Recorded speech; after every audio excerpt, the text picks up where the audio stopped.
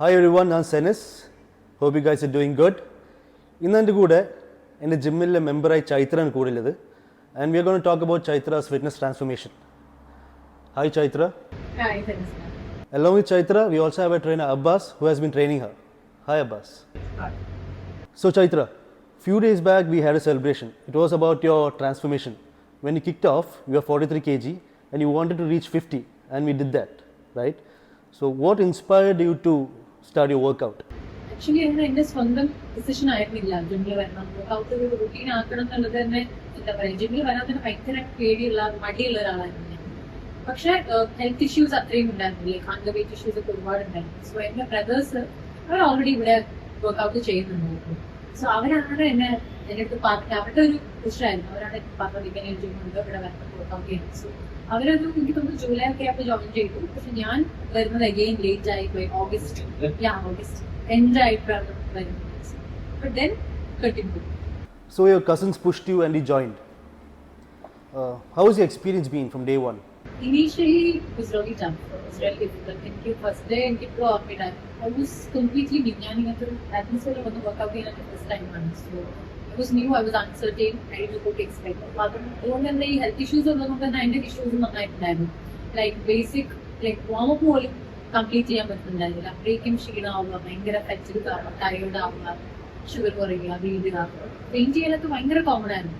So അത് പിന്നെ continue ചെയ്ത് ആദ്യത്തെ ഒരാഴ്ചയിൽ ഇങ്ങനെ പോയപ്പോൾ I was left with only two options. ഒന്നെങ്കിൽ ക്വിറ്റ് ചെയ്ത് പോവാം, അല്ലെങ്കിൽ I need help of professional. അപ്പൊ അങ്ങനെയാണ് ഞാൻ സെക്കൻഡ് ഓപ്ഷൻ ചൂസ് ചെയ്യുന്നത്. പ്രൊഫഷണലിന്റെ ഹെൽപ്പ് എടുത്തിട്ട് ഫിറ്റ്നസ് ജേർണി നാവിഗേറ്റ് ചെയ്യാം ഈ ഡിസിഷനിൽ എത്തുന്നത്. You decided not to quit, which was the right decision. Usually ജിമ്മിൽ കാണുന്ന പറഞ്ഞാൽ ഒരു ചെറിയൊരു കാരണം മതി ആൾക്കാർക്ക് നിർത്തിപ്പോവാൻ. But you didn't quit and you opted a personal trainer, right? Abbas ഈ ചൈത്രൻ്റെ ഇഷ്യൂസും കേട്ടിട്ട് എങ്ങനെയാണ് കാര്യങ്ങളൊക്കെ മാനേജ് ചെയ്യാൻ തുടങ്ങിയത്? ചൈത്രൻ്റെ കേസ് പറയുമ്പോൾ ചൈത്രൻ്റെ ഇനീഷ്യൽ അസസ്മെൻറ്റ് കഴിഞ്ഞപ്പോൾ തന്നെ അത് മെഡിക്കൽ കണ്ടീഷൻസ് ഒക്കെ നമ്മൾ ഐഡൻറ്റിഫൈ ചെയ്തിരുന്നു. അതിൽ എടുത്ത് പറയേണ്ടതെന്ന് വെച്ചാൽ വൈറ്റമിൻ ഡി ഡെഫിഷ്യൻസിയും പിന്നെ ഹൈപ്പർഗ്ലൈസീമിയ എന്ന കണ്ടീഷൻസ് ആയിരുന്നു. പിന്നെ അതിലേറെ ആൾ അലട്ടിയിരുന്ന വിഷയം എന്താ വെച്ചാൽ ക്രൗഡിനെ എങ്ങനെ ഫേസ് ചെയ്യുക എന്നുള്ളതായിരുന്നു. അതായിരുന്നു ആളെ മെയിൻ വിഷയം. അത് നമ്മൾ ഇതിന് പോസിറ്റീവായിട്ട് ആൾ വർക്കൗട്ട് ചെയ്യുമ്പോൾ എങ്ങനെ ഫെയ്ഡായി പോകുന്നതും അപ്പോൾ ആൾക്കാരെങ്ങനെ നോക്കുന്നുണ്ടോ, ഇതൊക്കെ ആയിരുന്നു ആളെ മെയിൻ വിഷയം. അപ്പോൾ അത് നമ്മൾ മോട്ടിവേറ്റ് ചെയ്തപ്പോൾ ബൂസ്റ്റപ്പായി വന്നിട്ടുണ്ട്. ഞാൻ കണ്ടിട്ടുണ്ട് ഇനീഷ്യൽ ഡേയ്സിൽ ചൈത്ര ഫെയിൻറ്റ് ആവുന്നതും വയ്യാണ്ടാവുന്നതും എന്താ പറയുക BP ഡൗൺ ആവുക, എന്നിട്ട് നമ്മൾ എടുത്തുകൊണ്ടേയിരുന്നു ചൈത്രൻ്റെ. അപ്പോൾ പിന്നെ ലേറ്റർ ഓൺ എങ്ങനെയാണ് വർക്കൗട്ടിൽ എന്തൊക്കെ മാറ്റം വരുത്തിയത്?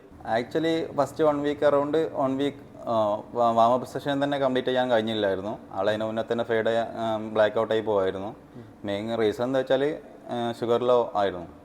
ഷുഗർ അത്രയും ഡൗൺ ആയിട്ട് ബ്ലാക്ക് ഔട്ടായി പോകുമായിരുന്നു ആൾ.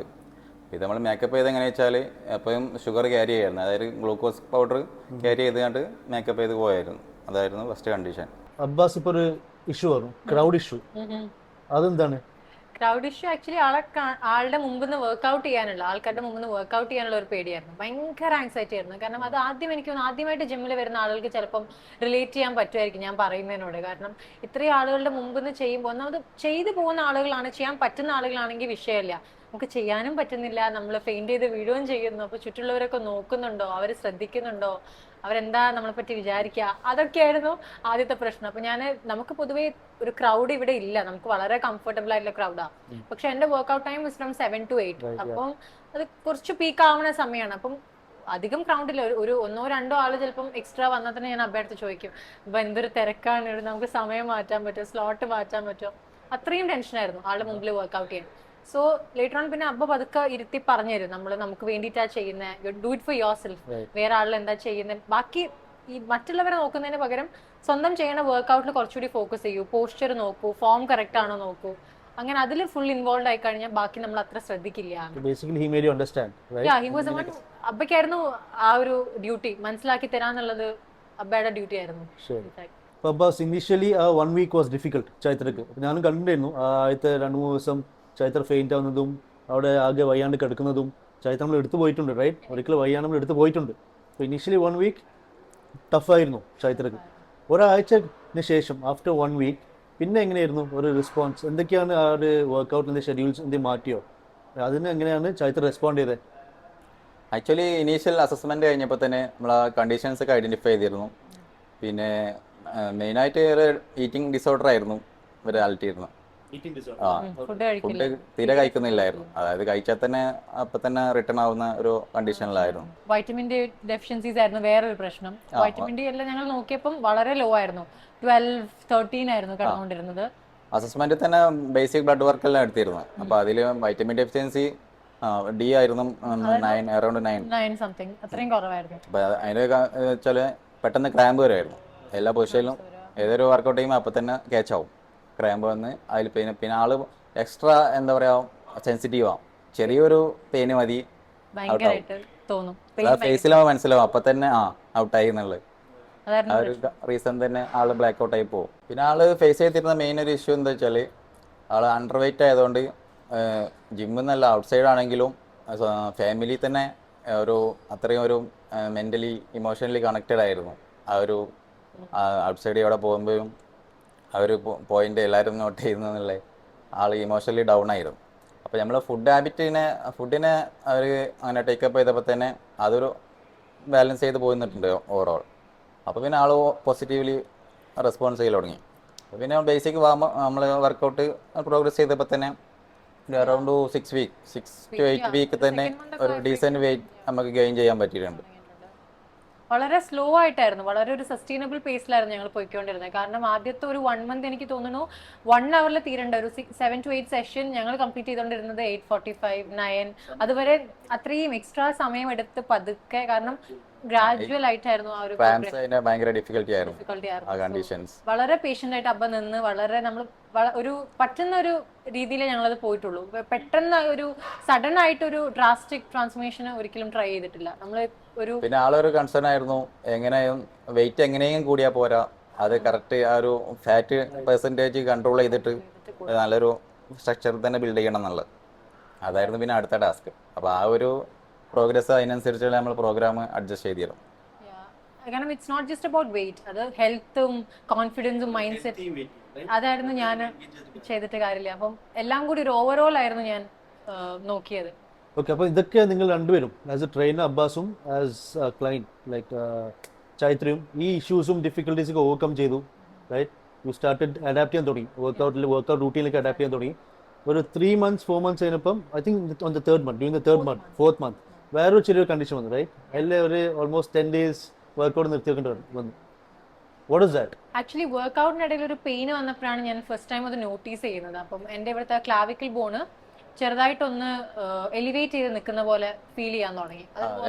ആക്ച്വലി ചൈത്ര ചെറിയൊരു വർക്കൗട്ടിൽ നോർമൽ ഡോംസ് തന്നെ ആ ഒരു പെയിൻ എന്നുള്ള കൺസെപ്റ്റിൽ നമ്മൾ ഫസ്റ്റ് ശ്രദ്ധിച്ചില്ല.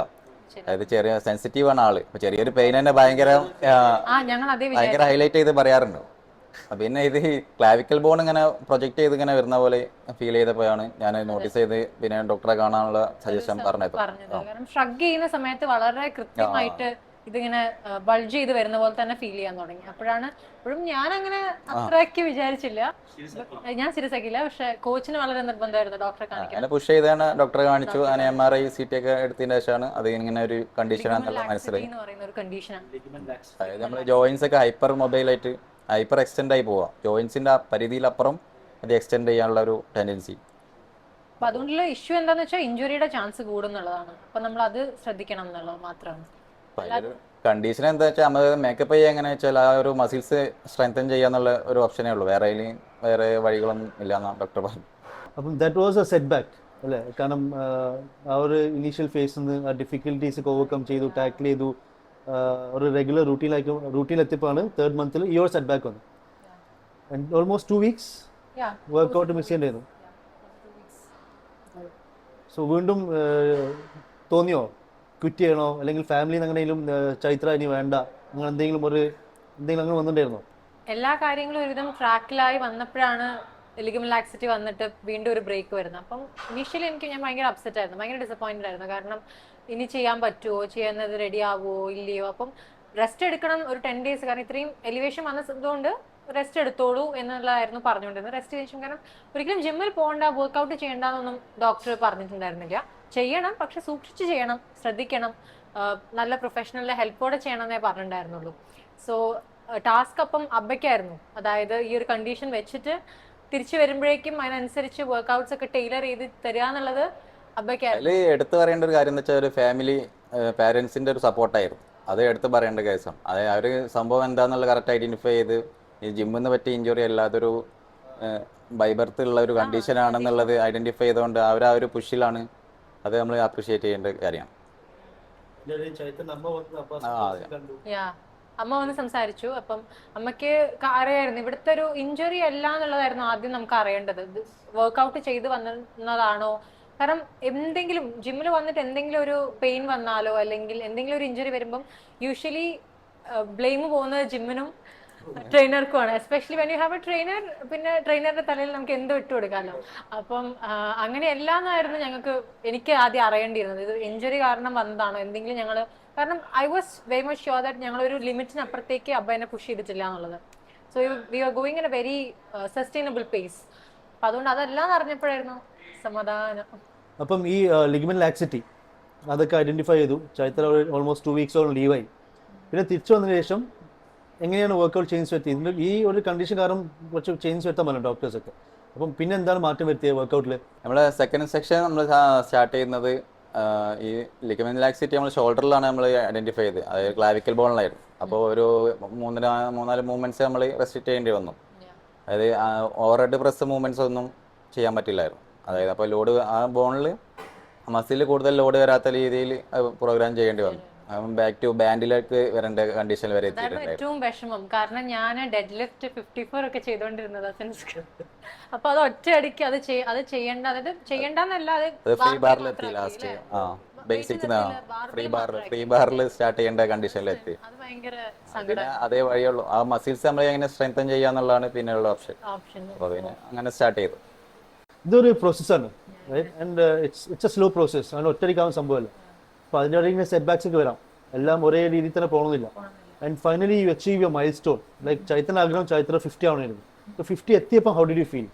Actually I was on cloud 9. അത്രയും എക്സൈറ്റ്മെന്റ് ആയിരുന്നു. കാരണം വന്നത് തന്നെ ആ ഗോളും വെച്ചാൽ ഞാൻ വന്നത് 50 എത്തണം എന്നുള്ളതായിരുന്നു ഒരു ഗോൾ. പക്ഷേ 50 എത്തിയപ്പോഴും വലിയ എൻ്റെ ഒരു ഹൈറ്റ് അനുസരിച്ചിട്ടുള്ള ഒരു കോമ്പസിഷൻ ആയില്ല. ബട്ട് സ്റ്റിൽ ആ അണ്ടർ വെയിറ്റ് നിന്ന് ഒന്ന് മാറിക്കിട്ടി. അപ്പോൾ എനിക്ക് തോന്നുന്നു ഇതൊരു ഒരിക്കലും ഒരു ലീനിയർ ആയിട്ടുള്ള പ്രോഗ്രഷൻ നമുക്ക് ജിമ്മിൽ വന്നിട്ട് നമ്മൾ പ്രതീക്ഷിക്കരുത്. അതിന് നമ്മുടെ ബോഡിക്ക് ഓരോ സമയത്ത് ഉണ്ടാവുന്ന ഓരോ കണ്ടീഷൻസിനനുസരിച്ച് നമ്മൾ അതിനനുസരിച്ച് വർക്ക്ഔട്ട്സ് ടൈലർ ചെയ്ത് മാറ്റി. ഇപ്പം എനിക്കും ഈ ഒരു ജേർണീൻ്റെ ഇടയിൽ when you are on your periods and all, ആ സമയത്തും നമുക്ക് അത്രയും വെയിറ്റ് ഗെയിൻ പോസിബിൾ അല്ല. അപ്പോൾ ആ സമയത്ത് നമ്മൾ അത്രയും ഹാർഡ് ആവേണ്ട ആവശ്യമില്ല. നമ്മൾ വളരെ പേഷ്യൻ്റ് ആയിട്ട് ഒരു സ്ലോ പ്രോഗ്രസ്സിൽ വർക്ക് ചെയ്യാന്നുണ്ടെങ്കിൽ ഐ തിങ്ക് റിസൾട്ട്സ് കിട്ടും. പിന്നെ when you have the right guidance, ആ ഹാർഡ് വർക്ക്സ് നമ്മൾ ഇടുന്ന ഒരു കഷ്ടപ്പാട് കുറച്ചുകൂടി കുറയും. നമ്മൾ എന്തായാലും നമ്മുടെ ഒരു എഫേർട്ട് വേണം. പക്ഷെ കൃത്യമായിട്ട് പറഞ്ഞു തരാൻ ഒരാളുണ്ടെങ്കിൽ ആ പാത്ത് നമുക്ക് കുറച്ചുകൂടി ഈസി ആവും, സ്മൂത്ത് ആവും. ഇതിൽ ഒന്നുകൂടി ഈസിയൊക്കെ എന്താ വെച്ചാൽ ഇവരാ ഫീഡ്ബാക്ക് നമ്മൾ വീക്ക്ലി ഉള്ളൊരു ഇതുണ്ട്, മെഷർമെൻറ്റ്സ് ഉണ്ട്. എങ്ങനെ ബോഡി റെസ്പോൺസ് ചെയ്യുന്നത് എന്നുള്ളൊരു അത് അതിൻ്റെ ഒരു റെസ്പോൺസ് അത് കറക്റ്റ് ടൈമിൽ every Sunday sharp morning feedback ഉണ്ടായിരുന്നു. അതാണ് ഇതിന് നമ്മൾ ഈ യാത്രയുടെ ഏറ്റവും ഇമ്പോർട്ടൻറ്റ്. അത് എങ്ങനെ അതിനനുസരിച്ചാണ് നമ്മൾ ബാക്കി മോഡിഫൈ ചെയ്യുന്നത്, ഡയറ്റ് ആയാലും വർക്കൗട്ട് ആയാലും എല്ലാം. അപ്പോൾ അത് ഭയങ്കര ഇമ്പോർട്ടൻ്റ് ആയിരുന്നു, അത് എടുത്ത് പറയേണ്ടതാണ്. സോ അതാണ് ഒരു നല്ലൊരു ടീം വർക്ക് ഞങ്ങൾക്ക് രണ്ടും കൂടി ഒരുമിച്ച് ചെയ്യാൻ പറ്റിയിട്ടുണ്ട്. It's been A very good partnership together. So അതിൻ്റെ റിസൾട്ടാണ്. ഇപ്പോൾ അബ്ബാസ് പറഞ്ഞൊരു പോയിന്റ്, ആ ഒരു ഫീഡ്ബാക്ക് അത് എല്ലാ വീക്ക് സൺഡേസ് കൃത്യമായിട്ട് ചൈത്ര തന്നുകൊണ്ടിരിക്കും. ഷി ഗേവ് ഇറ്റ് യു, തന്നല്ലോ. സോ അത് കാണിക്കുന്നത് ചൈത്രൻ്റെ ഡിറ്റർമിനേഷൻ, ആ പാഷൻ, ആ ഗോൾ എത്തേണ്ട ഒരു ആഗ്രഹമാണ്. അത് എല്ലാവർക്കും ഉണ്ടാവണമെന്നില്ല. ചിലപ്പം മേ ബി 10-ൽ 2 പേരോ 3 പേരൊക്കെ ഉണ്ടാവും. സോ ആ ഒരു ഏർജാണ് നമുക്ക് വേണ്ടത്, റൈറ്റ്? നമുക്ക് ആ മാറ്റം വരണം. അതെ, അതിൻ്റെ ആ ഒരു റിസൾട്ടാണ് ഈ കാണുന്നത് ചൈത്രയിൽ. So Chaitra, from a experience വ്യൂവേഴ്സിന് കൊടുക്കാനുള്ള ഒരു മെസ്സേജ് എന്താണ്? ഇനീഷ്യലി ഞാൻ ജിമ്മിലോട്ട് വരുമ്പം ഒരുപാട് അൺറിയലിസ്റ്റിക് എക്സ്പെക്ടേഷൻസും കുറേ മിസ്കൺസെപ്ഷൻസും ഒരുപാട് അൺറിയൽ ഗോൾസ് ഒക്കെ കൊണ്ട് ഞാൻ ഇവിടേക്ക് വരുന്നത്. But later on when I started working out, എന്താണ് വർക്ക്ഔട്ട് എന്ന് മനസ്സിലാക്കിയപ്പം എന്താണ് ജിം, ഇറ്റ്സ് നോട്ട് അബൌട്ട് ഒരു മെമ്പർഷിപ്പ് മാത്രമല്ല, അതൊരു ലൈഫ് സ്റ്റൈൽ ആണെന്ന് മനസ്സിലാക്കി തുടങ്ങിയപ്പം I started putting more effort. പിന്നെ ഈ ഒരു fitness journey, this is not a straight road. ഇത് വളരെ കർവ്സും ബെൻസും ഒരുപാട് ഹേർഡിൽസും ഹിൻഡ്രൻസസും ഉള്ളതാണ്. But if you are consistent enough, if you have that perseverance, if you're ready to put in the hard work, then definitely എല്ലാ mile സ്റ്റോൺസും achievable ആണ്. എൻ്റെ ഒരു എക്സ്പീരിയൻസിൽ പറയുകയാണെങ്കിൽ initial സ്റ്റേജിലുള്ള എക്സ്ക്യൂസുകൾ നമ്മൾ എപ്പോഴാണ് ഓവർകം ചെയ്യുന്നത് അപ്പോഴാണ് നമ്മൾ റിയൽ ട്രെയിനിങ് സ്റ്റാർട്ട് ചെയ്യുന്നത്. ഇന്ന് നമ്മൾ ചൈത്രന്റെ ഫിറ്റ്നസ് ജേർണിയെ പറ്റി സംസാരിച്ചു. And what do we understand? Workout is not just about muscle building, weight loss, weight gain. It's about overall health. It's a lifestyle. Cheers.